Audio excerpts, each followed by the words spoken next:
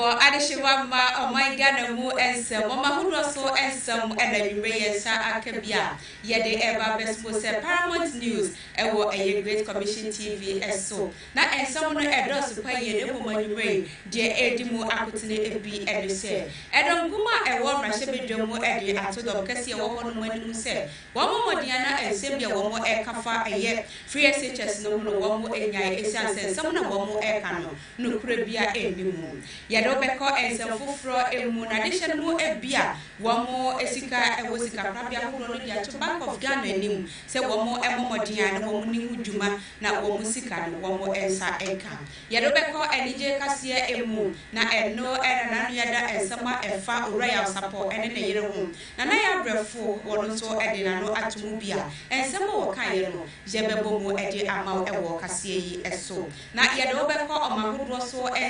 emu na Kenya mampeni wodi atudwa sesese de eto na nka wodi eba no wono a na eka ye sesese de wosan eboa enya de asato no wo be ma no aye emra ewo ekono adeshima ma ensem no ebi eka we mu ena nwume ye bomu edi ama se eye Paramount News ewo Great Television TV eso fasida fama ena guard medicated toothpaste wo mo sisho wo mo chira kwa na nya bi fa twi wo se go same travel and toy yama akwantu no aye fofo kama bra ne yentimi mu ana be yesofo mapa ana se esemtoni ana se esepakani ewo omangana emu hola sevia wo se bra na ofa edru ema na wo yade no ase entu adeshimama wo mo eni edwumeku anwumre wo mo ebo machidom ema mede ensewi ede ebro na media de na nekwia acheba atame enanwumre making kan kase yi ede amafe de bre na tie kase no entremu ankasa ye first ye dia na ye kwakogire mu ewo mrahye bedwam na eno na enche ye bia eba beto dwane na mframa mu enre ya se eba no NDC amanyokuo na kamye ye se bill bia wo mo ede kwakopie mu mrahye bedwam na eno no efa ne free SHS ho se de ebeye na de bia no ebeba beye emra empo ebeda ho a aban bi obeba bia no obedi so na onkonko yi free SHS no emfa efiri ho no kamye se wo mo de wo mo eji entum banudeni edema edokese wo mrahye bedwam owura fanyoma case ena ede ensamu ede tuda na eno ena moso ema eyedom kuma a ewo mrahye bedwam wo mo banudeni owura atofosen enso akasa dia tuja se ensamu na owura afanyoma case wo kanu nokura bia enimu mani entu enfutuo enfengu Ghana fo eni esanse bia onokura no enya meduru mrahye bedwam edi eba ne sai ena enya meduru ya wo ebeka se wo mo endintu edi sansam na wo kan eyebosrem kansem nukure bia enimu. We have not said anywhere that NDC is opposed to a free SHS bill. That we have not seen. Rather, Mr. Speaker, it is the government of the day and the majority side that have not presented the bill before us. We now challenge you.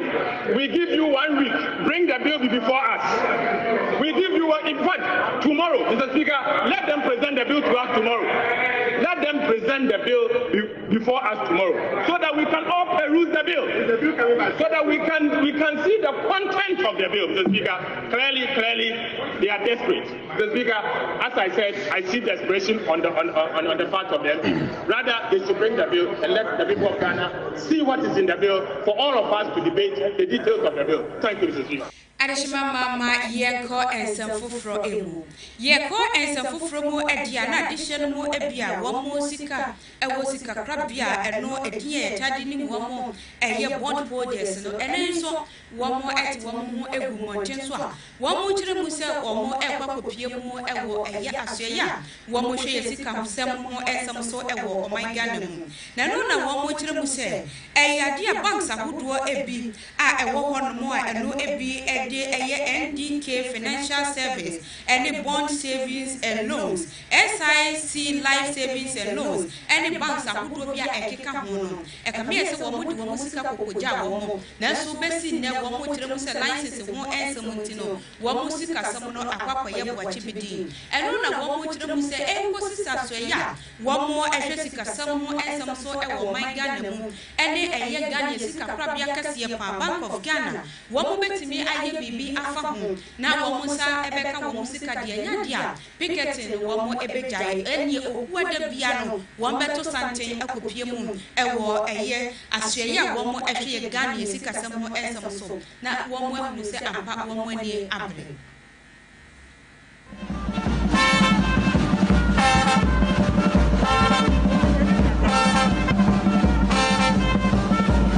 The battle continues, Aluta continues. We haven't received any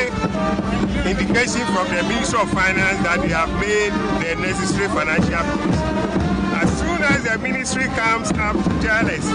that they have made the appropriate financial provisions that will enable the Bank of Ghana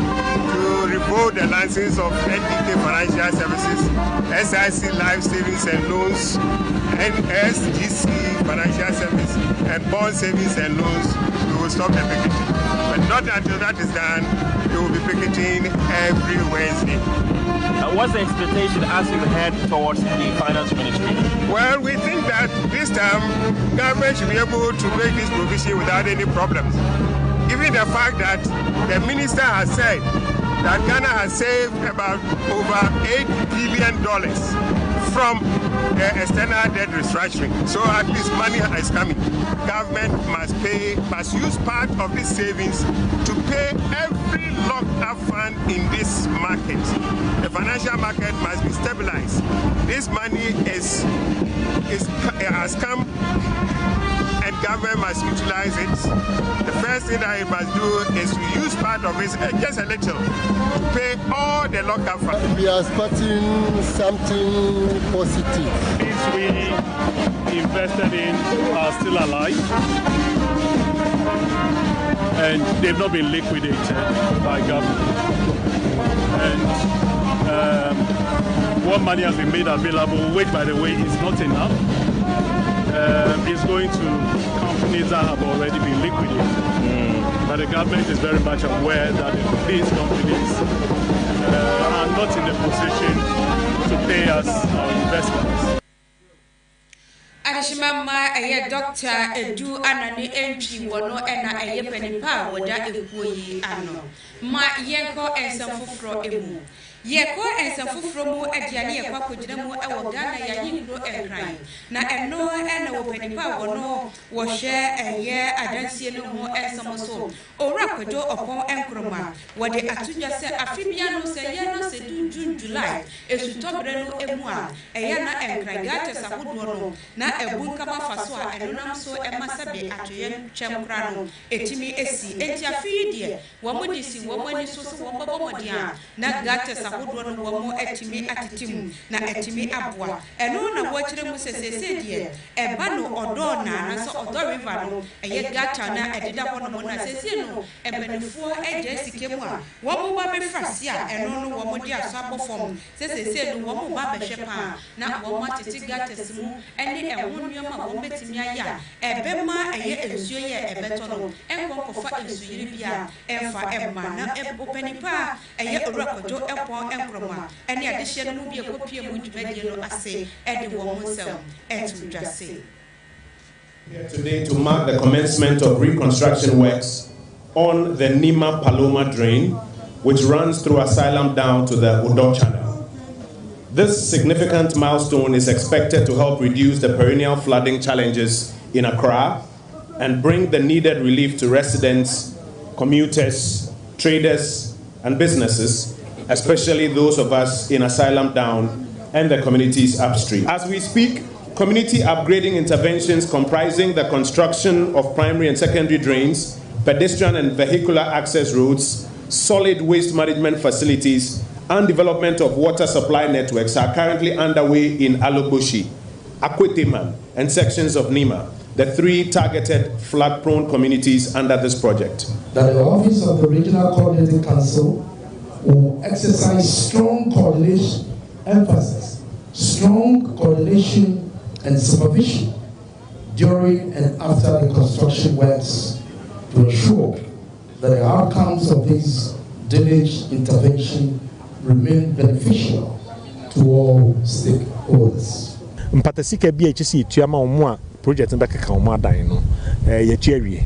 inti se kwan da ho se contract betimi ahye na dwuma ase ze de ebedi yanim ne se ye wo bibi friend relocation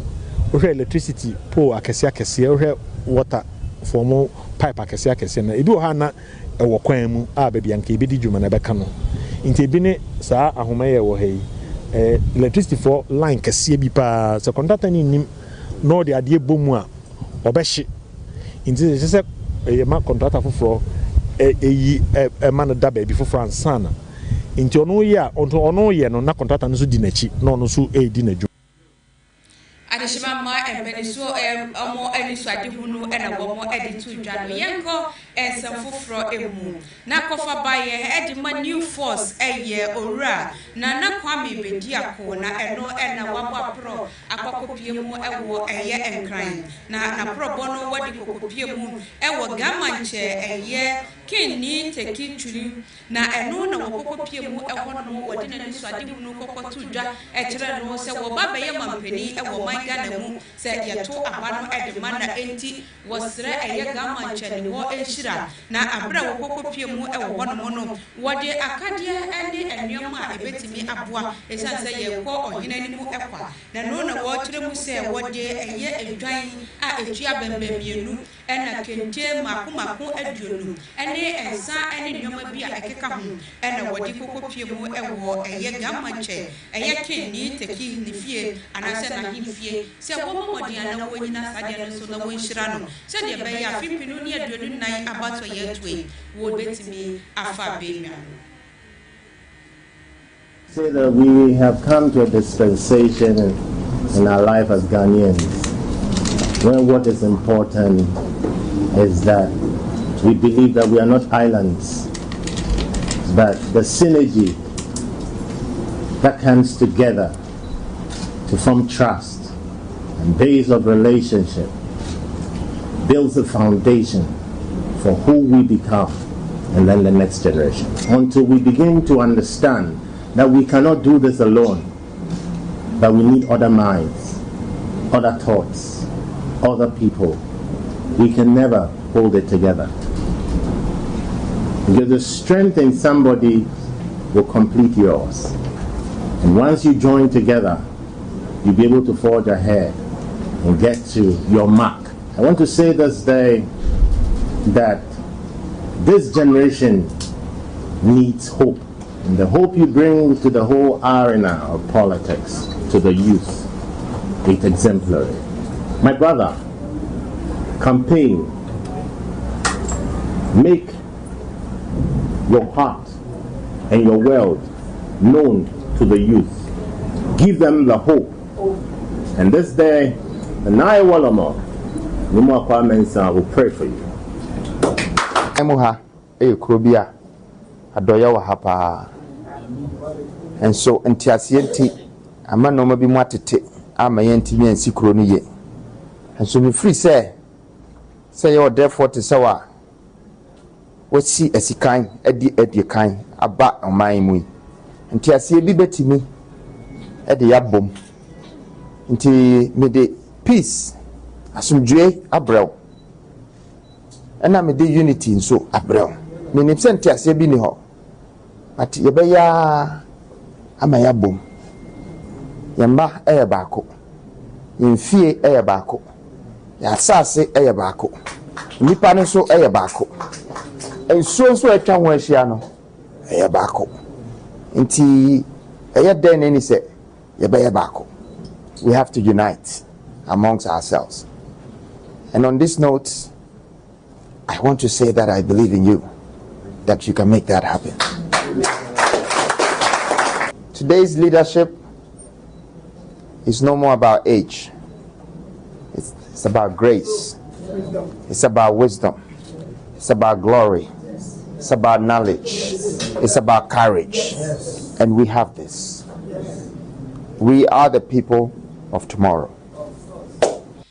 Ma yenko ensam foforo emu Yeko eye bono mensino emu na Brekum East ehonomo ena yeko akogina enkrochuo beye mako ensia ena womo akaboma ene no womo ede wo madesrede ato aban enim enkro bi etise empatase eye akrofro domi abra kota ene adiemra ene enkronkro nkuma bi akeka ho ena womo ekiremu se eba no akwan ne akwantempo womo nam so no tese akwan na tete kontebe no ene wonam so a eyade a eya sefem pa ekwan ne kura eyada ne owuo amena ede ama womo nanso womo abompanifo abo abesi ne no ekame se womo nsam no empanifo enya enteye entiene womo eti womo hu egumoti so a womo etiremu se ekosi se womo hunu se eyade eye mahinsa hodo abegu kwan so se womo ba beye siesie bi ewo hono no se wo ye party A se wo ye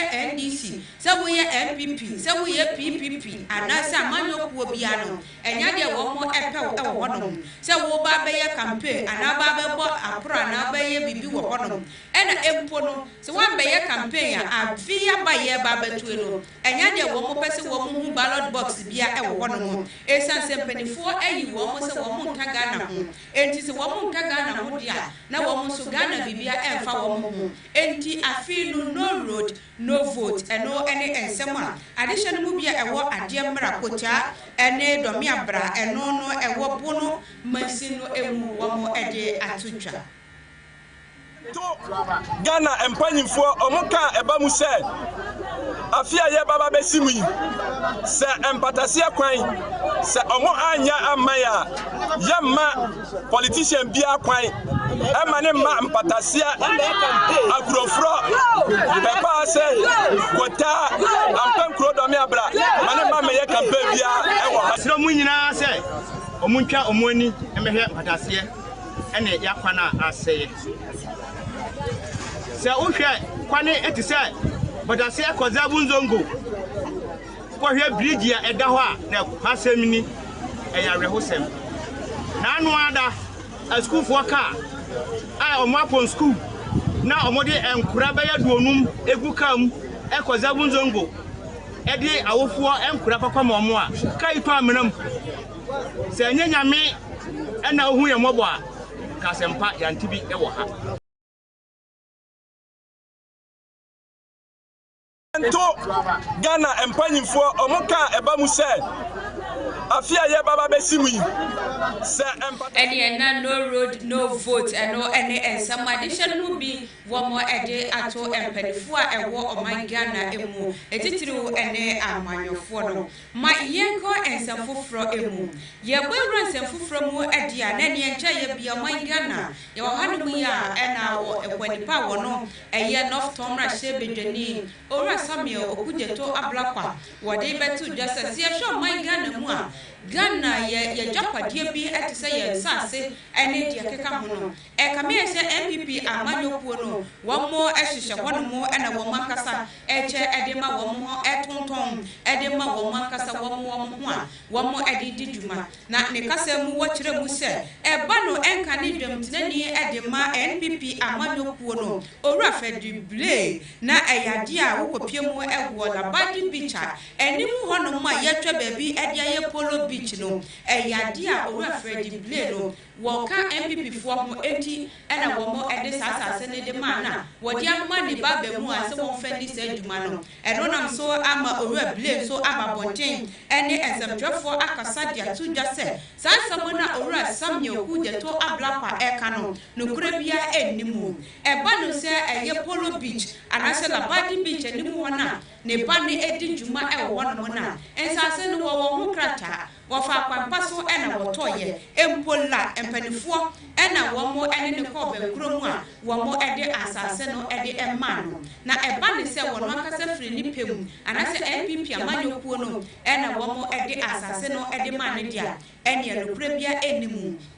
ne kasa mu wode to asese womma eya owura Samuel kujeto abrakwa enafuo bi se wonfa dwantoa anasa chapa emfa emre no wonfa mre ne dia na ne enche bia no wobetene no yaka biche betu de amanamana pupi de wonso ogu wonso wari ebi obenim put up umbrellas what on the what music or no one so why one's wa na bi mo asama war kan yi de wo be fa de ne fi Labadi Beach Hotel na maka da onya no kwar mi de Labadi Beach onya no na asase ni yanete la traditional council wana asasa nti mbe ni company ni traditional la traditional council waka kasai odi kita ho na waji tumi de wadra mo why you need you kakra even these not permanent structures that we see name why and fireman crofo amrofo nyu aje ho Ghana fo nyu aje ho oye na holidays oba but for politics na apedo gubu fi na ogubu mbedo so wo fi ntim maka still the mad no ntu me wa mfa mo adwen ajo ede me wo chere bitete no ebe ma tonton state entities, state assets. What do you know? We actually even 35 December, about 26 entities or state assets. What on state 35 December was it not connected to government?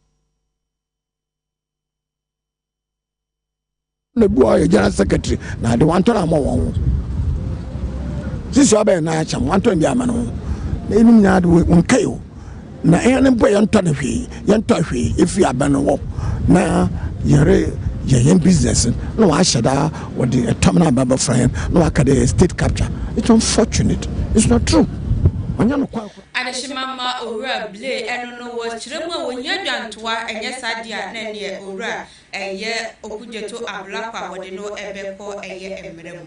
na fasida fama eye enagad medicated toothpaste womo ekahu bi ena womo ebo yachidom saransom ena eye go same travel and tour womo so mama kwantu aye fofofo eye ena wo pesa wo baby bi apesa wo ko se eba no Canada anase UK wo pesa wo ko ye djuma ana wo kwa kosra obi empo passport ena wo ni biem ena wo pesa wo ye foforo wa ye bi so ena ewuo ena wo pesa wo ko sesa no birth certificate ena wo pesa wo ya ni na no go same travel and tour ye bi ewo ya so ya eno no betimi aba na yetimi aboa ama oda ye so nyina etimi aba Hola Sevia and Helba Center, one more Esibeji, one Miss Chanibie, not no, na Bomodia tutu, and Amoko Piemu, a woman say, yes, I would ye Fidie, and there was a digital nipeduma. One more the better show nipedium, now etimiato, yadio way, yapa, 18 say I didn't nipeduma. One more the answer of Bomode, not what to us here, a sunset, no betimia bois, not that there be and wetting me up with Duma Saka ye Duma, now was Sako and resents of my Ghana dear, say no, and yadia and was a wooden fact. Kama, yaso yade and go for fantitiemu, empo, we are so for, Nanso, and Banny said, and you may be our neighbor, na etimi ama osofudie no akwa animu no sanyo ma no wunya enyabi enhyempakani wunnimu sadia wonsem kura no beka mena sisi so ene de keka ho na nyina no kama ya krado a yetimi eboa ede wo emfa titiye mu enkase mi sika me de beko suku de bi ye de no ye gisika bia nyame adwuma na ye enti no ye de ma free ye do fa titiye mu ye wie so ya ma wotumi krata na se krata ebetimi adi adanse se ye de wo afa entitiye mu amatimi aye osofo mapa ewo oman Ghana emu adeshimama wo mo ekutamu ebo machidom ene enwumre mede ensam ede ebro bomodiana ko YouTube ko share kase no ebi ewo ehodom eye Great Commission TV Ghana wo hwe ni na na wo comment likes no fasie ede amanye radio SM eno so ye dem wo hodom a wo betimi akọ na wakohwe bi ma yentoa ensam no eso na ye toa ensam no so dia na ne ehwehwemu aba bede dia kire mu se eba no man Ghana mu se ya momodi amompa ye ne ahwe ye na dachi bi ifie numu ni akire na eba no ya nyine ye hompa de na ne womo san yare wo man Ghana mu no antwa ye nya bi deti ana womo kasa womo kire mu se no 24% eye nurses and se womo atubata akobro ni kuro ma womo kwakọ ye adwuma ewo hono na eba na doctor ye de womo afantitie mu na womo akwadere se womo be ye doctor adwuma na de enye ohanche mu no aduonu 50% ana womo so womo edi anamo abo anamo so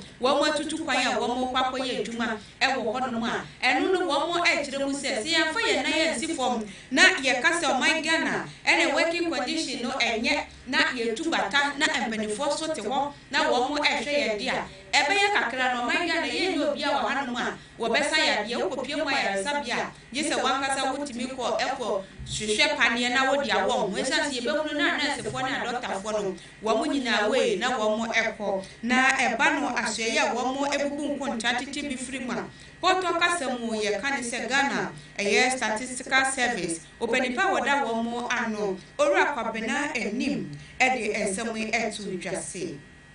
Analyze our instruments, all our documentations, the computer-assisted personal interviewing tool is ready. So we have formally launched the 8th round of the Ghana Living Standard Survey, which pre-testing of it is going to commence in the next couple of weeks. GLSS 8 generally has a very broad focus because it's the data set that we use for rebasing our consumer price index, rebasing our gross domestic product, and trying to get an understanding of the various dimensions of living conditions, i.e. employment, health-related issues, migration-related issues. But for the 8th round of the GLSS 8, we're especially focusing on learning poverty on the back that from the 2021 population housing census, we identified 7.9 million people who could not read or write in any language with understanding. Honored that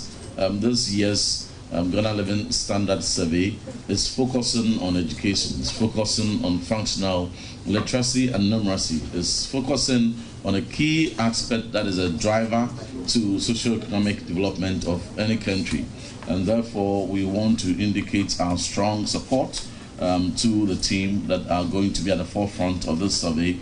From the Ministry of Education, we are going to partner strongly with Ghana Statistical Services and the project team to ensure that credible and relevant data is obtained, because as the outcome of this survey is going to be a major indicator, it's going to be a major data that's going to inform policy that is going to benefit the whole nation. Ebusianene enono empenifo amfa yantu yedia nenye enchebia no mangana enya de ebenya wo mu a wo mu eyadwuma ewo ayosabia eno ne ensemu ebia ehwehwemu ede aba abetodwa adeshima ma yenyina weso na yentwa ye mutia wo ye ba nsamo no de aka eche ne doso pa ye de besumu ye ba sesia.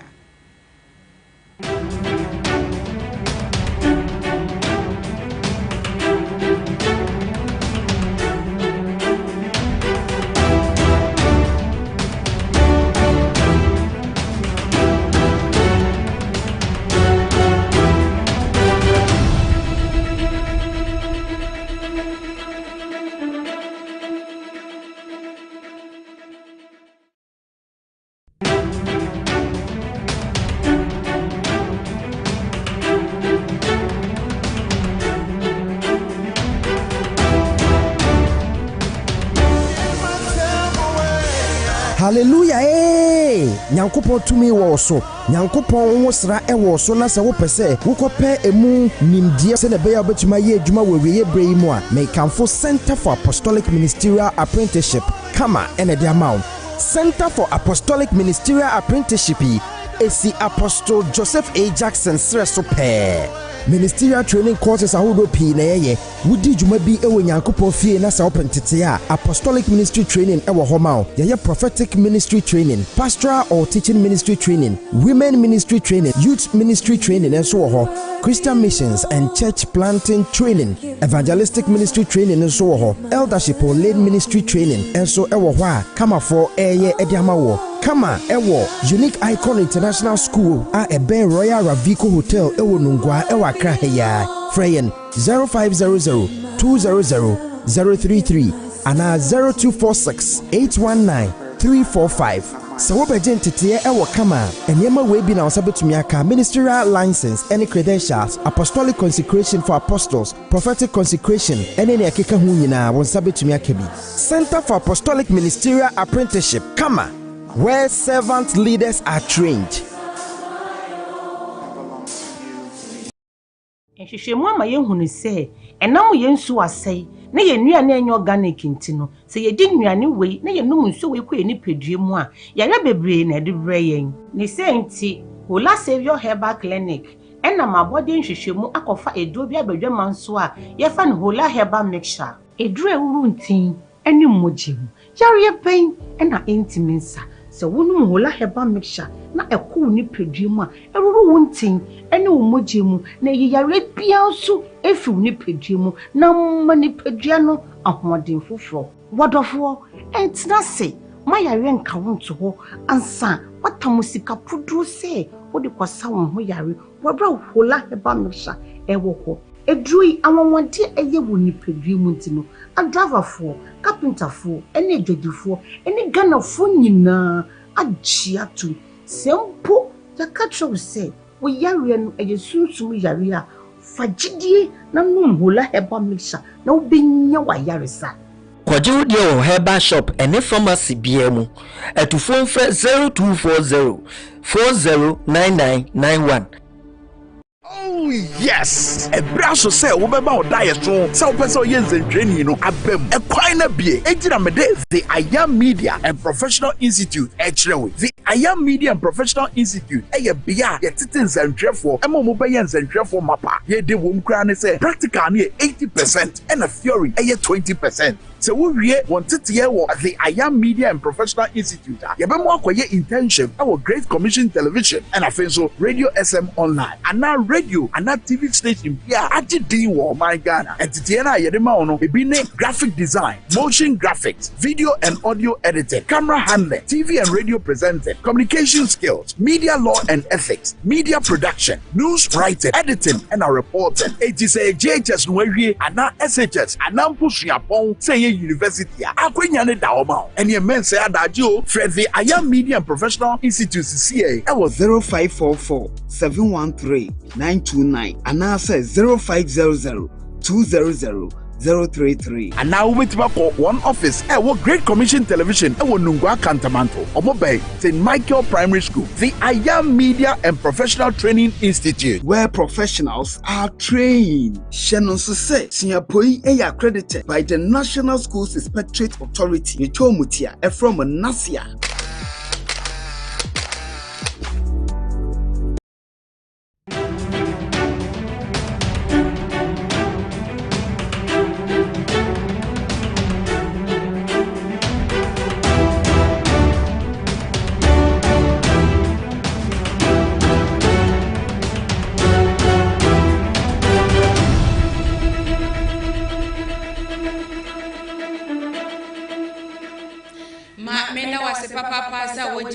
Na wone ye etna ye afei ma ye ko obi man so ensem emu ye ko mahudo so ensem mu de na ye Kenya man mu ena ye ko akogina na eno ena na wotwi na eja eda hono mo pa na de wo mu kire mu ene se wo mu nka bi hyemu ena wo mu te wono mo na wo mu kokote yesem na hye bedwafo akwakohia na hyiedie wo mu kokohia ye no na kyese wo mu de bill akwakoto wono mo wo mu kwakobobo hu a bill ni mu no na kyese eto ena wo mu eba betua na no na wo mu se wo mu ntiase eza se Kenya na kasa no wo mu ho akire wo mu pa wo mu nisika apomudi hu nsam enko yie suku sam ho enko yie enioma bi wo hono ma eyade enko yie wo hono ma enka wo mu hwe se wo mu mampani metimi aye bibi ede afa ho nanso besi ne wonye bibi afa ho na wo mu koda sore ya eto eba besinse wo mu ko mu dia na ne enya de wo mu ebeje atumu ene anu ede pani kwhwe Kenya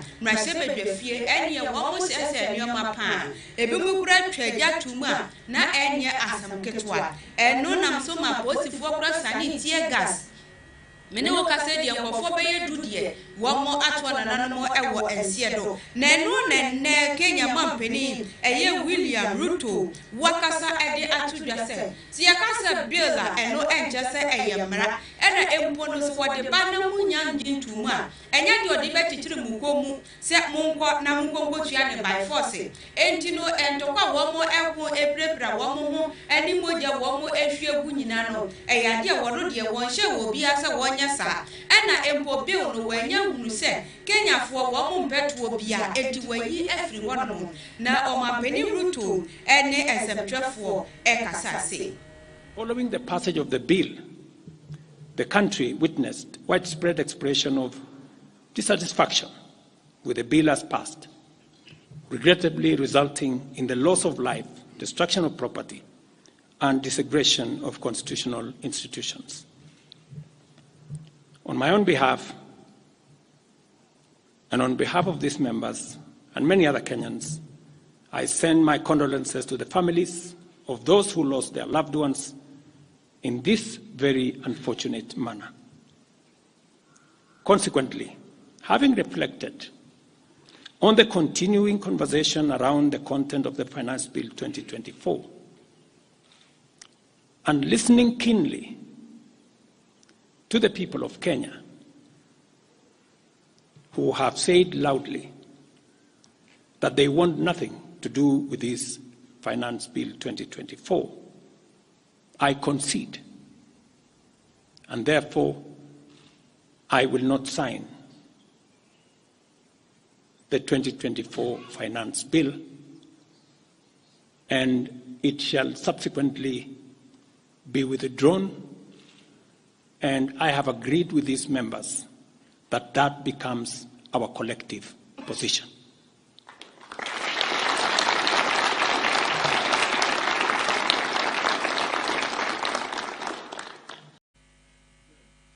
Eni na wa ubedwane Kenya mampeni eno no wohunu ejana eba no afede wo se bill no kra enya de obesan ama no abeye mra minyi ni se omotena wo ye din anka won san kaba this time wo depend sisu asan ama na abeye mra echechiri wo mu wo hono mu se kuntan wo mu ntimi no na so wo mu beso ya se de wo so no ano kan ye wo san boa bill no enya dia wo besan ne adehima ma na ye gina Kenya ho ensam so na kase ye boboa no ena nwumre de besmo se Paramount News no jede asi ewo ahano aseda enkonfama ena guard medicated toothpaste saranso ena gosem travel and tour kama ene eye hola Savior Health Center wo mo ni adwumakuo a wo mo eso masebo machidoma me hutimi ya media betna ha eto sabo egu eframamu ede emma obi bia obo aye bia no enwere de mase papa ye wo so wo jebre se eye adwumamu ena wo hwe ye